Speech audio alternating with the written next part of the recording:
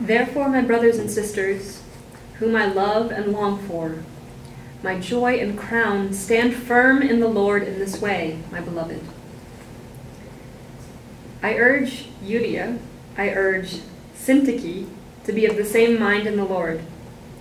Yes, and I ask you also, my loyal companion, help these women, for they have struggled beside me in the work of the gospel, together with Clement and the rest of my co-workers whose names are in the book of life. Rejoice in the Lord always. Again, I will say rejoice.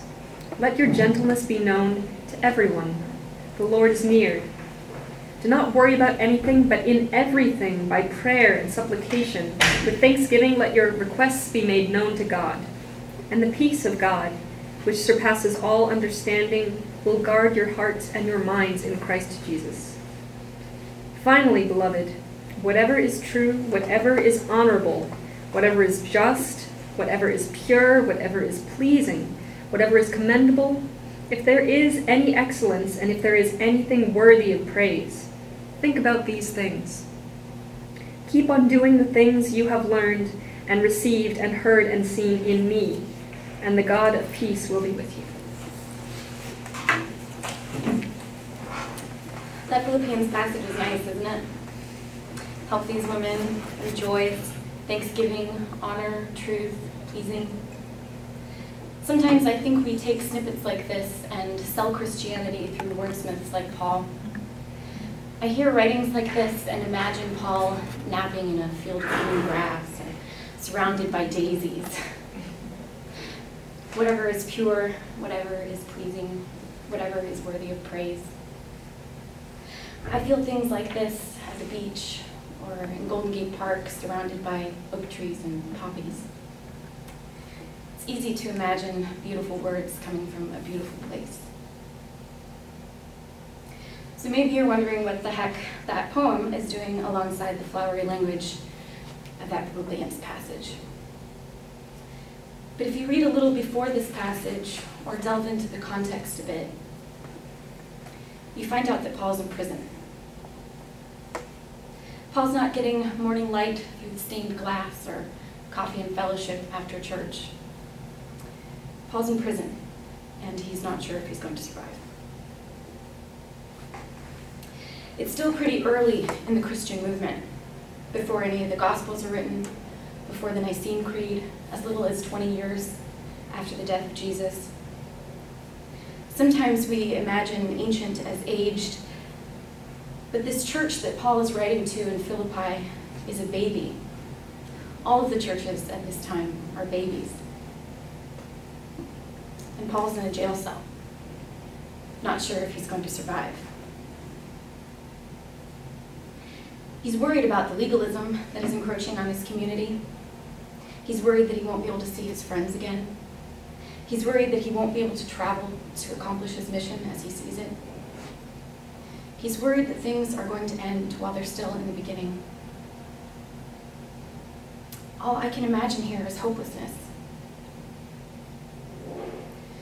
A few passages before the one we read, Paul is confessing fear that he'll be forced to deny Christ, and some scholars believe that his language suggests he's considering suicide. Wow. Feel the future dissolve in a moment, like salt in a weakened broth. Paul is at a low point, and I'm sure most of us know what low points feel like. Before you know kindness as the deepest thing inside, you must know sorrow as the other deepest thing. As Paul writes somewhat cryptic words, sounding a bit like he's giving up, most of us can tell from this passage that it's not over. This could be an end, but we know it's not because Paul keeps writing. Paul finds the peace of God, which surpasses all understanding. Martin Luther King Jr. tells us in one of his sermons, "The Christian faith makes it possible for us nobly to accept that which cannot be changed, to meet disappointment and sorrow with an inner poise, and to absorb the most intense pain without abandoning our sense of hope." All of us are in this room because we have not abandoned our sense of hope. And while some of us in this room are surely Paul, seeking the peace of God in a low point, I look around this room and think that most of us are the Philippians, a somewhat privileged community. The Philippians were Roman citizens, a community whose life was easier than the lives of many others at this time. I look around this beautiful room, and I don't see much that looks like a jail cell. I see the community of hope that Paul was writing to.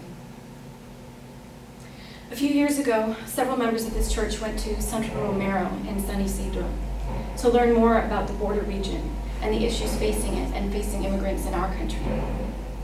You may remember some of the stories that we shared after this trip. One of the most profound encounters for me was our visit to Chilpancingo, a shantytown in Tijuana.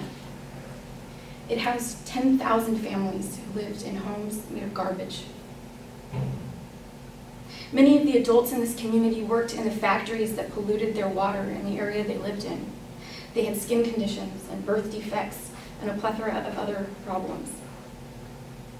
And despite working 80 hours a week, they hardly had enough to sustain their poor quality living. And in a short period of time, Chilpancingo was to be destroyed to make room for a boulevard. That place seemed like a prison. No mobility, no way out, working 80 hours a week and unable to buy enough food. What could they do? And we, visiting this community, were like the Philippians, perhaps as if we were visiting Paul in prison. We were appalled at the conditions. How could they say that water was safe? How could they suggest this was okay? We were angry and sad. And then Paul spoke to us. Two of the leaders of this community, women, came out to tell us about their experiences. The area they were living in that was giving them health problems used to be a beautiful camping area. The water, stagnant and discolored at this point, used to be clean, fresh, and flowing. But these women were not broken by their experiences, their surroundings, or the pending destruction of their community. They were not weighted down by a loss of hope. They had started a new business, making bags. Maybe you brought one of them from us after we came back. They sell them as part of a movement they've created in Tijuana, El Colectivo, and they advocate for a healthy environment.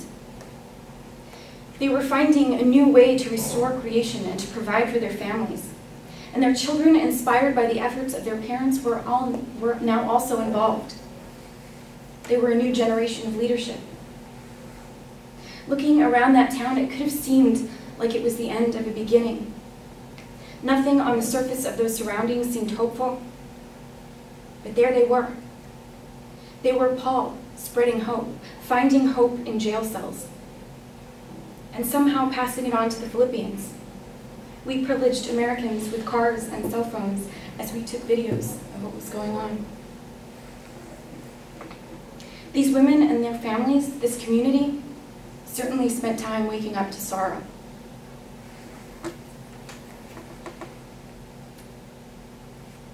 But they knew that whatever is true, whatever is honorable, whatever is just, whatever is pure, whatever is pleasing, whatever is commendable, that's what they needed to do. They found the peace of God that surpasses all understanding. It certainly surpasses mine. But I found a glimpse of it, like I do in Paul. This community, like Paul, knew that the jail cell, the shantytown, was not all there was. There was hope. They made it theirs, and they passed it on to us. As you may have heard in the announcements, at the end of the month, members of our church are going on an encuentro. Modeled on the Central Romero experience, hardworking folks in this church have worked to create a similar, smaller experience here in the Bay Area, where we explore similar issues and find the Chilpancingos in our own communities. We Philippians are trying to live out Paul's call. We are the Roman citizens, privileged, but we need to remember those in the jail cells. We need to remember the women of El Colectivo, the Indian on the side of the road, and the farm workers in Pescadero. And we do. But as Paul can see from the darkness of a jail cell, it's not done. He had more work to do. We have more work to do. And I encourage those of us who have the time and means to consider taking part in the encuentro, because I am confident it will make us more informed, more whole, and more full of hope and justice. These experiences, the people who touch us and whose lives we touch, become part of us so that we can be Paul and the Philippians, the Hebrews and the Gentiles, the citizen and the undocumented worker. Beloved community, we are kindness, together. And we bring it into the world precisely when we roll up our sleeves and we open ourselves to encuentro. It is only kindness that makes sense anymore. Only kindness that ties your shoes and sends you out into the day to mail letters and purchase bread. Only kindness that raises its head from the crowd of the world to say, "It is I you have been looking for," and then goes with you everywhere, like a shadow or a friend. May it be so.